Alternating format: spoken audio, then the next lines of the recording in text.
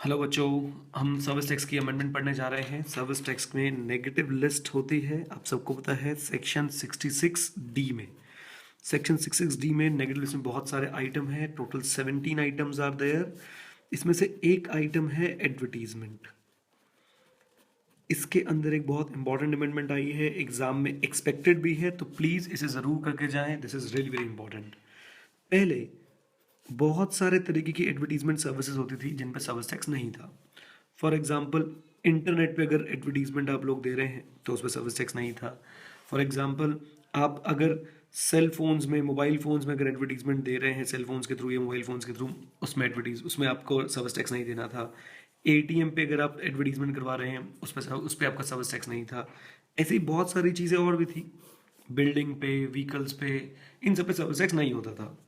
अब जो नई नेगेटिव लिस्ट आई है, जो नई नेगेटिव लिस्ट में अमेंडमेंट आई है, उसमें सिर्फ एक बात लिखी है, there will be no service tax on advertisement services और on selling of advertisement space in print media. तो अब सिर्फ और सिर्फ प्रिंट मीडिया पे एडवर्टीजमेंट देने पे सर्विस टैक्स नहीं लगेगा। प्रिंट मीडिया पे एडवर्टीजमेंट टाइम और एडवर्टीजमेंट स्लॉट सेल करने पे सर्विस टैक्स नहीं लगेगा। बाकी सारी चीजों पे सर्विस टैक्स लगेगा। ओके। प्रिंट मीडिया में बच्चों दो बातें ध्यान रखनी है कि प्रिंट मीडिया से भी तीन चीजों को बिल्कुल बाहर निकाल दिया गया है, जिसमें से पहली है बिजनेस डायरेक्टरीज। कौन सी? Business directories. और बिजनेस डायरेक्टरी के साथ साथ बच्चों येलो पेजेस। और एक आखिरी चीज है जिसे प्रिंट मीडिया से बाहर रखा गया है, वो है ट्रेड कैटलॉग्स।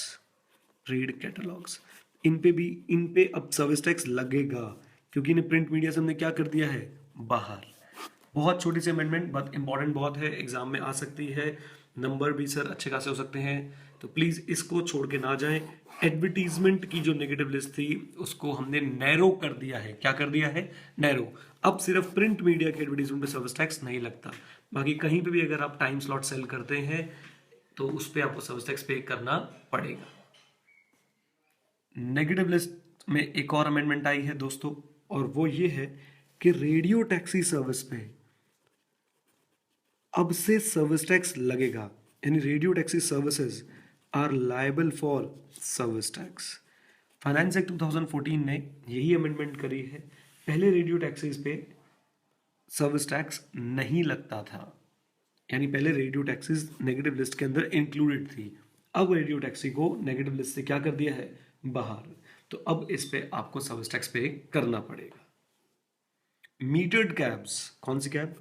मीटर्ड कैब्स अभी भी नेगेटिव लिस्ट में है और उन पे सर्विस टैक्स नहीं लगेगा। ऑटो रिक्शा अभी भी नेगेटिव लिस्ट में है, उन पे सर्विस टैक्स नहीं लगेगा, बट रेडियो टैक्सीज पे अब सर्विस टैक्स लगता है।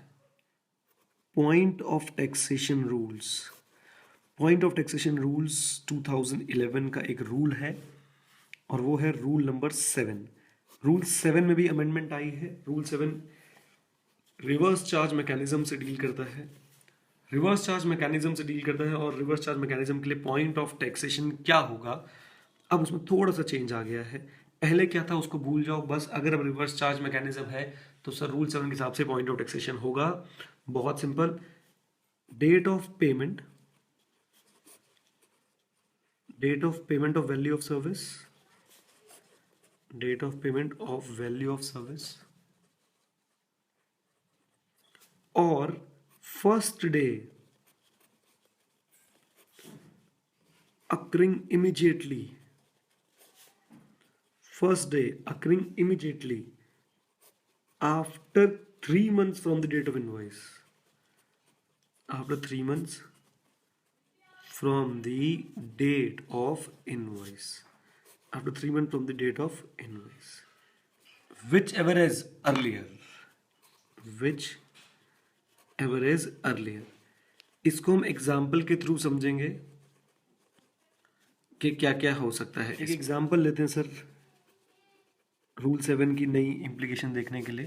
और इस एग्जाम्पल में हम एक काम करते हैं, हम डेट ऑफ इनवॉइस लिखते हैं और डेट ऑफ पेमेंट लिखते हैं। ओके।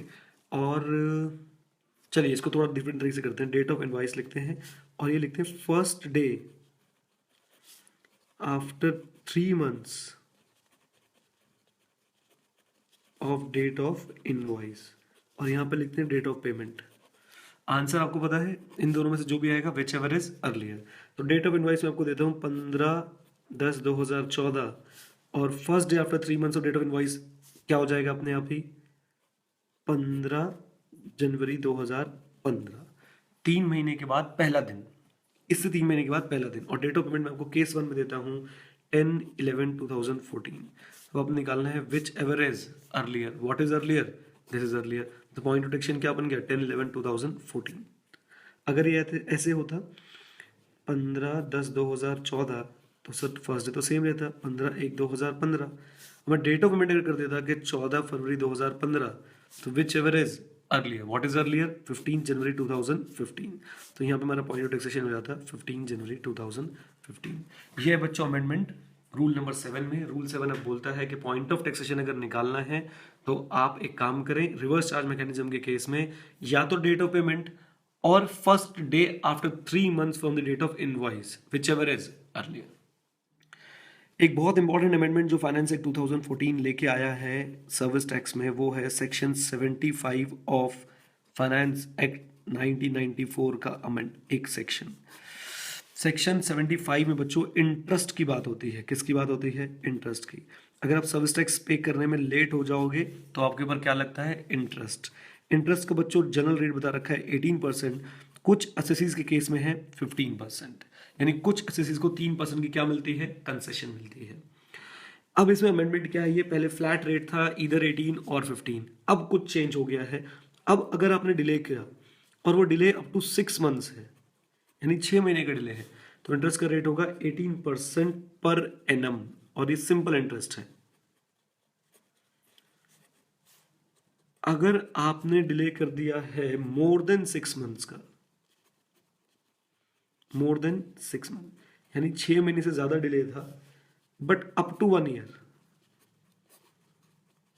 तो इंटरेस्ट का रेट रहेगा 18% for first 6 month and 24% for the period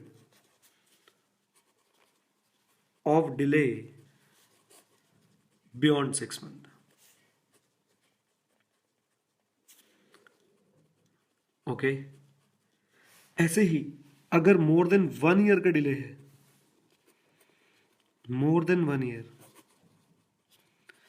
तो इंटरेस्ट का रेट रहेगा फर्स्ट 6 मंथ्स के लिए 18%, सेकेंड 6 मंथ्स के लिए 24% and 30% for the period of delay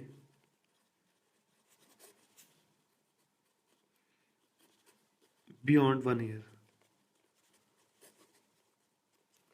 okay हाँ, जो स्पेसिफिक एसएससी है जिनको पहले रेट 15% का लगता था, उनको इन सारी परसेंटेज में 3% का रिलैक्सेशन मिल जाएगा।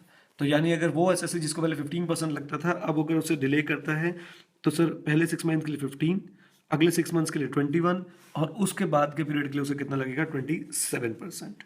ओके इसमें हम एक क्वेश्चन भी कर सकते हैं, बहुत सिंपल सा। आओ जरा वो क्वेश्चन निकाल के देखते हैं सर कि क्या क्वेश्चन आ सकता है। ओके सर आपका सर्विस टैक्स पेबल था 60,500 का, और ड्यू डेट ऑफ पेमेंट थी 6/11/2014। आपने पेमेंट करी है 6/1/2016। बहुत ज़्यादा डिले कर दिया सर, और आप 18% रेट वाली कैटेगरी में आते हो।